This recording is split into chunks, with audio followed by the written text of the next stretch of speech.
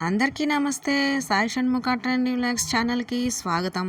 ముందుగా అందరికీ బోనాల జాతర శుభాకాంక్షలు. బోనాల పండగొచ్చింది. ఇక భాగ్యనగరం కాస్త బోన నగరంగా మారింది. హద్దుగా ఉండడం ఎందుకని ఆకాశమే దూరంగా జరుగుతుందా అన్నట్లు జరిగాయి సంబరాలు. సాంప్రదాయాలకు పెద్దపీట వేసే ప్రతి ఇంట బోనం షురు అయింది. ఇది భాగ్యనగరం బోనాల విశిష్టత.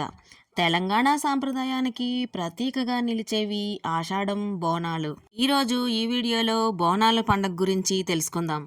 ఇప్పటి వరకు సాయి షణ్ముఖ ట్రెండింగ్ వ్లాగ్స్ ఛానల్ని సబ్స్క్రైబ్ చేసుకోకపోతే ఇప్పుడే సబ్స్క్రైబ్ చేసుకోండి. పక్కనే ఉన్న బెల్ సింబల్ని ప్రెస్ చేయండి.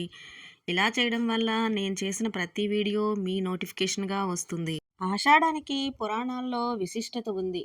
భక్తుల వద్దకే అమ్మవార్లు దిగివచ్చి పూజలు అందుకుంటారని ప్రతీతి. భక్తులు భక్తితో బోనాలు సమర్పిస్తారు. కుటుంబాలతో పాటు నివాస ప్రాంతాల్ని గ్రామదేవతలు చల్లగా చూస్తారని భక్తుల విశ్వాసం. గోల్కొండలోని జగదాంబ మహంకాళి బోనాల ఉత్సవాలతో జంట నగరాల్లో బోనాల సందడి మొదలవుతుంది. బోనాల వేడుకల్లో పరిసరాల్లోని వివిధ అమ్మవార్లకు వరుసగా గురు ఆదివారాల్లో ఉత్సవాలు నిర్వహిస్తారు. ఆషాఢం పేరుకి ఇది శూన్యమాసమైన ముల్లోకాలను పాలించే జగన్మాతను భక్తి శ్రద్ధలతో కొలిచే మాసంగా పిలుస్తారు. నవరాత్రుల తరువాత అమ్మవారిని పూజించే నెలగా ఆషాఢానికి పేరు. ఈ సమయంలో తెలంగాణ ప్రాంతంలో అంగరంగ వైభవంగా నిర్వహించే బోనాల ఉత్సవాల వెనుక ఉన్న అంతరార్థం ఏమిటో తెలుసుకుందాం. బోనం అంటే అమ్మవారికి సమర్పించే నైవేద్యం అని అర్థం. భోజనం అనేది ప్రకృతి అయితే బోనం వికృతి. శివశక్తుల పూనకాలతో పోతురాజుల నృత్యాలతో ఘటాల ఊరేగింపుల మధ్య తలపైన బోనం పెట్టుకుని ఆలయానికి తరలివచ్చే మహిళలు శక్తి స్వరూపిణిని భక్తి శ్రద్ధలతో కొలిచే సందర్భమే బోనాల పండుగ. ఆషాఢంలో ఎంతో విశేషంగా జరిగే ఈ వేడుకలకు కొన్ని వందల సంవత్సరాల చరిత్ర ఉంది. కాకతీయ రాజైన ప్రతాపరుద్రుడు గోల్కొండలోని జగదాంబిక ఆలయంలోని అమ్మవారికి ప్రత్యేక పూజలు చేసేవారని, ఆ క్రమంలోనే బోనాల ఉత్సవాలు మొదలయ్యాయని ఓ కథ ప్రాచుర్యంలో ఉంది. అలాగే ఒకప్పుడు భాగ్యనగరంగా పిలిచిన హైదరాబాదులో ఈ ఉత్సవాలు ప్రారంభం వెనుక మరో ఆసక్తికరమైన కథనము ఉంది. కొన్ని వందల సంవత్సరాల క్రితం భాగ్యనగరంలో ప్లేగు వ్యాధి విపరీతంగా వ్యాపించటంతో ఎంతోమంది ప్రజలు చనిపోయారట. అమ్మవారు ఆగ్రహించడం వల్లే ఈ వ్యాధి వ్యాపించిందని భావించిన ప్రజలు జాతరలు జరిపిస్తే దేవి శాంతిస్తుందని నమ్మి ఈ బోనాల ఉత్సవాలను మొదలుపెట్టారని చెబుతారు. అప్పటి నుంచి నేటి వరకు ఏటా ఆషాఢంలో ఈ ఉత్సవాలను తెలంగాణలోని వివిధ ప్రాంతాల్లో అంగరంగ వైభవంగా నిర్వహిస్తున్నారు.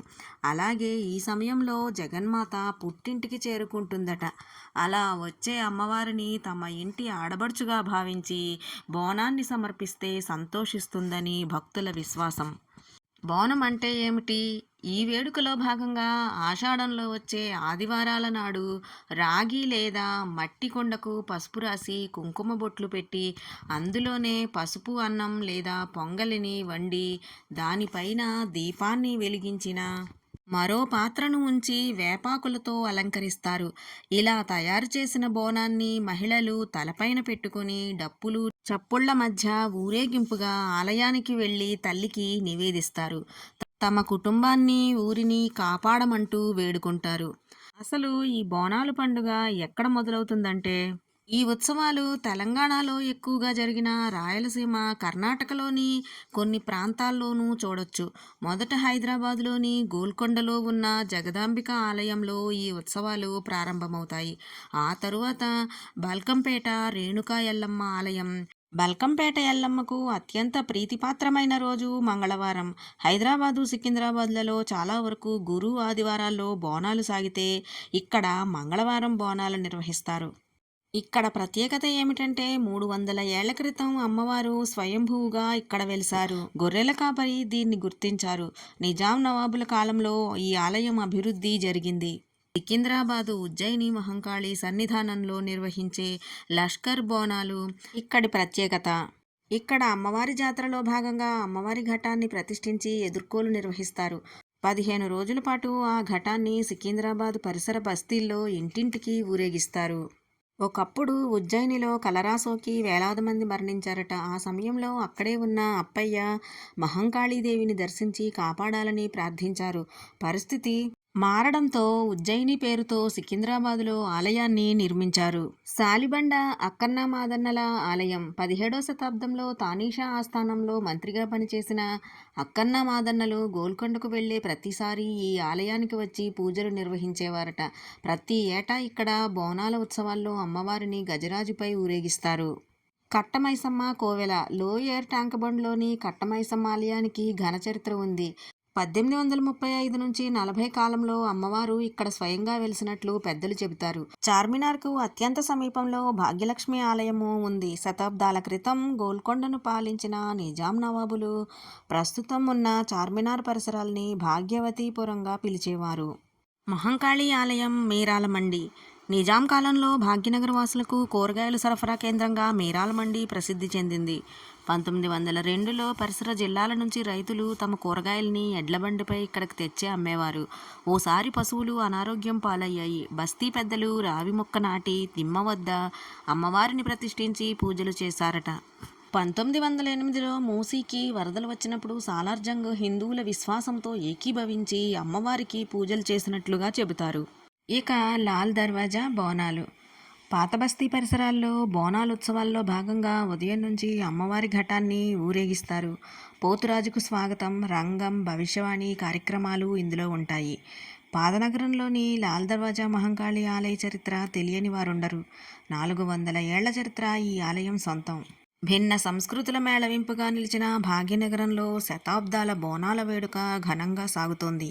హిందూ సాంప్రదాయ ప్రథమ పండుగైన తొలి ఏకాదశి ఆషాఢంలోనే వస్తుంది. ఇక్కడి నుంచే పర్వదినాలు మొదలవుతాయి. గురు పౌర్ణమి ఈ సందర్భంలోనే జరుగుతుంది. అందుకే ఆషాఢానికి అంత ప్రాధాన్యం. ఈ మాసంలో వర్షాలతో ప్రకృతి వైపరీత్యాలు రాకుండా చూడాలని అమ్మవార్లను ప్రార్థించి భక్తులు బోనాలు సమర్పిస్తారు. ఆఖరున మళ్ళీ గోల్కొండ కోటలోనే చివరి బోనం సమర్పించడంతో ఇవి ముగుస్తాయి.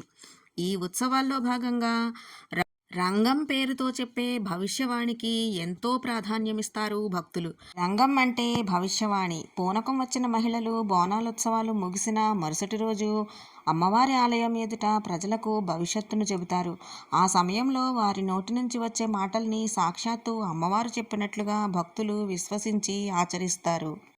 కొత్త చెంబులో పసుపు నీళ్లు పోసి అందులో వేపమండను ఉంచి దాన్ని అమ్మవారి ఆలయం ఎదుట పోయడాన్నే సాక అంటారు. వేపాకు ఉంచిన పసుపు నీటిని సమర్పిస్తే అమ్మవారు తమను చల్లగా చూస్తుందని మహిళల ప్రగాఢ విశ్వాసం. అయితే ఈ బోనాలు నిర్వహించడం వెనుక మరో కోణము దాగుంది. ఆషాఢంలోనే వర్షాలు మొదలవుతాయి. ఈ సమయంలో అంటువ్యాధులతో పాటు విష జ్వరాలు కూడా వ్యాపించటం సర్వసాధారణం. పరిసరాలు శుభ్రంగా ఉంటే వాటిని కొంతవరకు తగ్గించుకోవచ్చు అనే ఉద్దేశంతో ఈ ఉత్సవాలు ప్రారంభమయ్యాయని చెబుతారు. అందుకే బోనాల సమయంలో గుమ్మాలకు వేప మండల్ని కడతారు. వేప ఆకులకి క్రిమికీటకాలను దూరం చేసే గుణం ఉంటుంది. మహిళలు ఉత్సవంలో భాగంగా కాళ్లకు పసుపు రాసుకుంటారు. తద్వారా పాదాలకు పగుళ్ల సమస్య రాకుండా నివారించినట్లవుతుందని నమ్ముతారు. ఫలహారం బండ్ల ఊరేగింపు, పాక సమర్పణ, గావు పట్టడం, భోజనమే బోనం, పోతురాజుల వీరంగం, ఘటోత్సవం వంటి కార్యక్రమాలు ఈ బోనాల పండుగలో నిర్వహిస్తారు. కారణం ఏదైనా అమ్మవారిని కొలిచేందుకు ఇది ఓ అవకాశమని అర్థం చేసుకుంటే ఆధ్యాత్మిక ఆనందంతో పాటు ఆరోగ్యాన్ని కాపాడుకున్న వాళ్ళమవుతాం. ఈ వీడియో మీకు ఎలా అనిపించిందో మీ అభిప్రాయాన్ని కామెంట్ సెక్షన్లో కామెంట్ చేయండి. వీడియో కనుక నచ్చితే లైక్ చేయండి, షేర్ చేయండి. సాయి షణ్ముఖ ట్రెండీ వ్లాగ్స్ ఛానల్ని సబ్స్క్రైబ్ చేసుకోండి. ఇలాంటి మరిన్ని మంచి వీడియోల కోసం సాయి షణ్ముఖ ట్రెండీ వ్లాగ్స్ ఛానల్ని ఫాలో చేయండి. Thank you for watching.